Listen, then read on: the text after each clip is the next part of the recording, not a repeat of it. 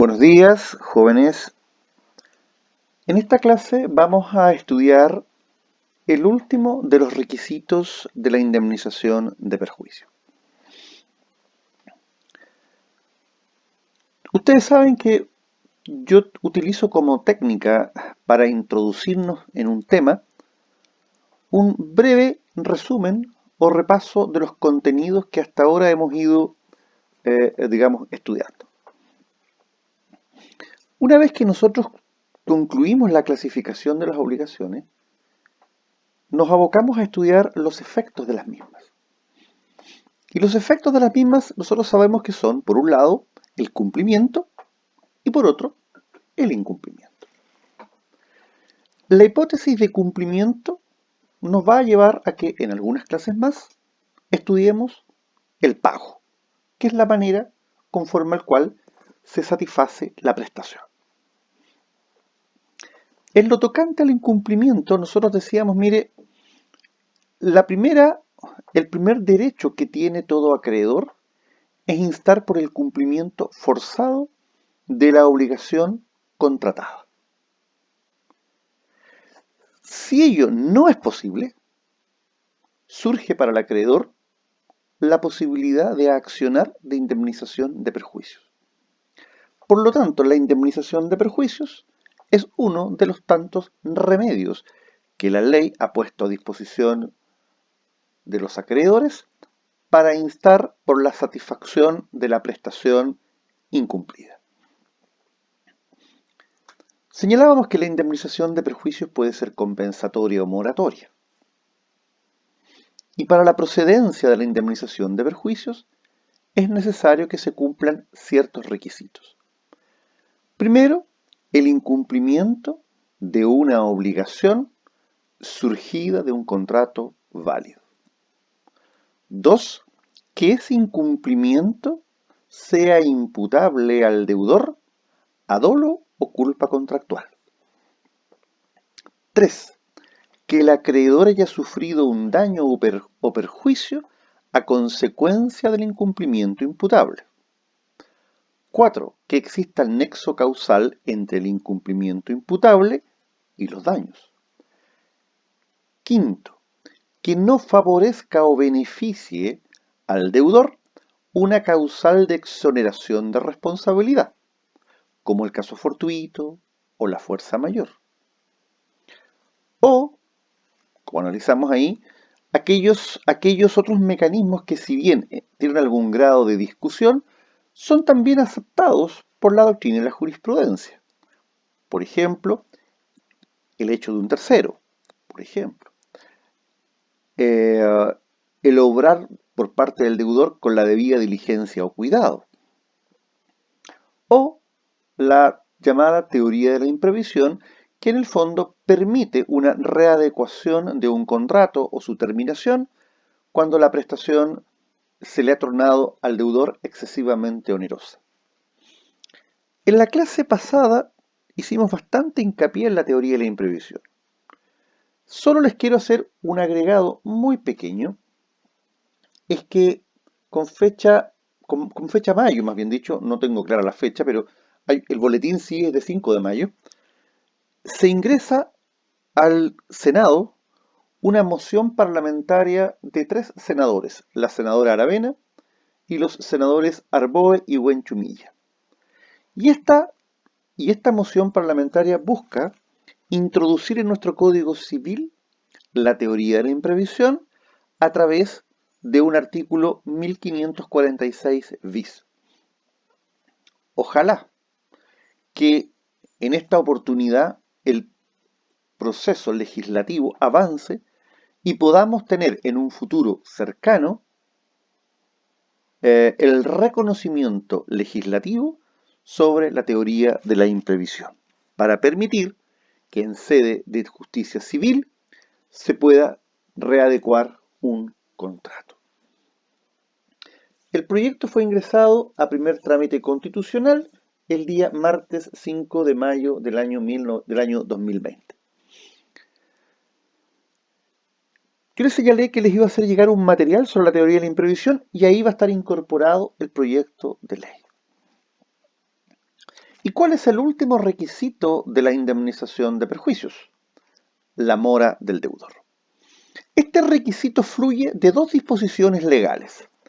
Del artículo 1557 que dice: se debe la indemnización de perjuicios desde que el deudor sea constituido en mora, o si la obligación es de no hacer, desde el momento de la contravención. Y además del artículo 1538, inciso primero, que dice lo siguiente: hay eso no estipulado en un término dentro del cual deba cumplirse la obligación principal, el deudor no incurre en la pena, sino cuando se ha constituido en mora, si la obligación es positiva.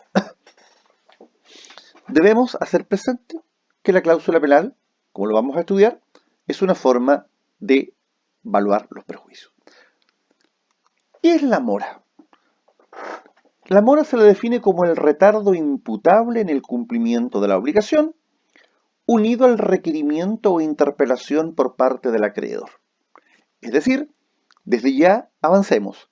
El deudor solo está constituido en mora si deja de cumplir la obligación, pero además, se exige que el acreedor haya manifestado, de alguna de las formas que vamos a examinar, que ese retardo imputable a dolo o culpa le está causando un perjuicio. Para que el deudor esté constituido en mora se requiere, primero, que éste retarde el cumplimiento de una obligación, que este retardo obedezca a dolo o culpa contractual. 3, que el acreedor haya interpelado al deudor. Y finalmente, que este acreedor sea un contratante diligente, es decir, que haya cumplido o esté llano a cumplir. Veamos entonces los requisitos para que el deudor quede constituido en mora. Primero, se exige que haya incumplimiento de una obligación. Que haya retardo en el cumplimiento de una obligación. El retardo es el antecedente necesario para la mora.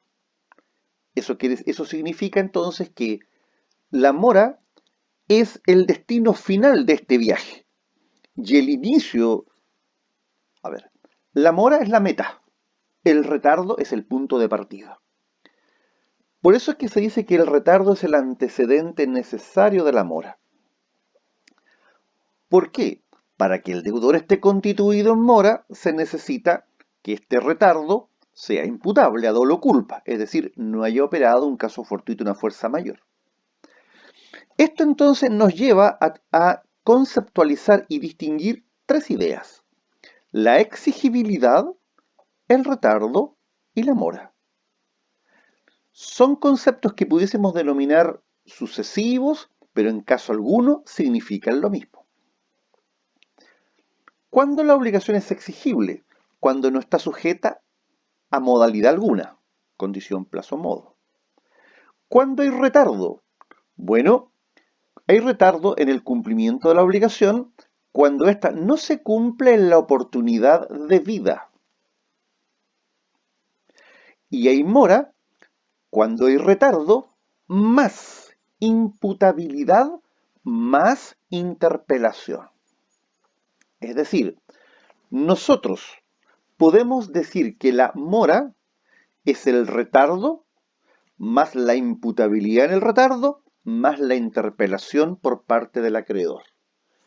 En consecuencia, si nosotros sumamos estos elementos, la conclusión matemática es la mora. Retardo, es decir, retraso. Imputabilidad en el retraso o retardo, dolo o culpa. Interpelación. Sumados estos tres elementos, el resultado se denomina mora por parte del deudor. Segundo requisito, que el retardo sea imputable. Y decimos que es imputable cuando obedece a dolo o culpa contractual por parte del deudor. Tercer elemento para que el deudor quede constituido en mora: la interpelación del acreedor. ¿Qué es la interpelación? es el acto por el cual el acreedor hace saber al deudor que su retardo le está causando perjuicios. Y el código, en el artículo 1551, reglamenta las tres formas de interpelación de un deudor. Tenemos la interpelación convencional expresa, la interpelación convencional tácita y la interpelación judicial. Vamos a analizar cada una de estas hipótesis. Primero, la interpelación convencional o contractual expresa, 1551, número 1. Dice, el deudor está en mora, 1, cuando no ha cumplido la obligación dentro del término estipulado, salvo que la ley, en casos especiales, exija que se requiera al deudor para constituirle en mora. Este es el caso que se verifica cuando en el contrato, cuando en la convención, hemos incorporado un plazo expreso. Acuérdense que los plazos admiten diversas clasificaciones y una de ellas es la que admite la clasificación entre plazo expreso y tácito. Si en un contrato incorporamos un plazo expreso, por ejemplo, 30 de septiembre de año 2020, si el deudor no cumple la obligación en ese plazo, se van a desencadenar de modo simultáneo la exigibilidad, el retardo y la mora. Es decir, por el solo hecho de haber estipulado un plazo expreso, el primer día hábil de octubre, la obligación va a ser actualmente exigible, vamos a estar en condición de retardo, pero además, por haber estipulado el plazo expreso, el deudor está constituido en mora el 1 de octubre. Por lo tanto, por el solo hecho de cumplirse el plazo, el deudor queda constituido en mora, salvo que alguna norma especial exija algo más, salvo que, insisto, una ley especial exija algún otro requisito o alguna otra condición. Con respecto a esta hipótesis podemos formular dos ejemplos, ambos en materia de contrato de arrendamiento. Por ejemplo, para que el arrendatario sea constituido en mora de restituir la cosa arrendada, será necesario requerimiento al acreedor aun cuando haya precedido desahucio, o sea, exige algo más. Y cuando el arrendatario se encuentra en mora de pagar la renta, la ley dice que será necesario reconvenirlo, o sea, actuación judicial, entre las cuales debe mediar a lo menos 4 días. Por lo tanto, si ustedes se dan cuenta, en materia de arrendamiento, la ley pone algo más que el solo transcurso del plazo expreso. Interpelación convencional o contractual tácita, numeral 2. El deudor está en mora, 2, cuando la cosa no ha podido ser dada o ejecutada, sino dentro de cierto espacio de tiempo y el deudor no la ha dejado, lo ha dejado pasar sin darla o ejecutarla. Acá, a diferencia del numeral 1, hay un plazo, pero este tiene el carácter de tácito. O sea, en el número 1 del 1551, el plazo es expreso, acá el plazo es tácito. Se le llama interpelación tácita porque a pesar de que no se ha establecido en forma expresa un plazo dentro del cual debe cumplirse la obligación, esta por su propia naturaleza y por la propia forma como fue convenida, tiene el carácter de tácito para cumplirse. De los ejemplos que se ponen ahí en la lámina, yo creo que el más significativo es, por ejemplo, si todos los años se realiza, por ejemplo, una feria costumbrista en los meses de verano, es evidente que los stands para que los feriantes se instalen tienen que construirse antes que comience la feria. O sea, yo no necesito ponerle un día preciso y determinado, sino que el contexto hace necesario que los stands estén listos. Por eso que si no están listos, el deudor queda constituido en mora por haber infringido un plazo de carácter tácito. Y finalmente está la interpelación judicial o extracontractual, que es la del artículo 1551, número 3. el deudor está en mora. 3. En los demás casos cuando el deudor ha sido judicialmente reconvenido por el acreedor. Cuando la ley emplea la expresión en los demás casos, lo que ya me está diciendo es que constituye la regla general.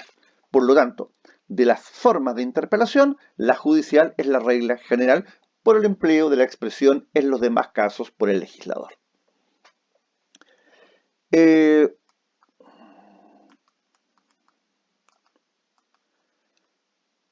Vamos a quedar hasta acá para los efectos de continuar en una próxima cápsula con la materia que estamos conociendo.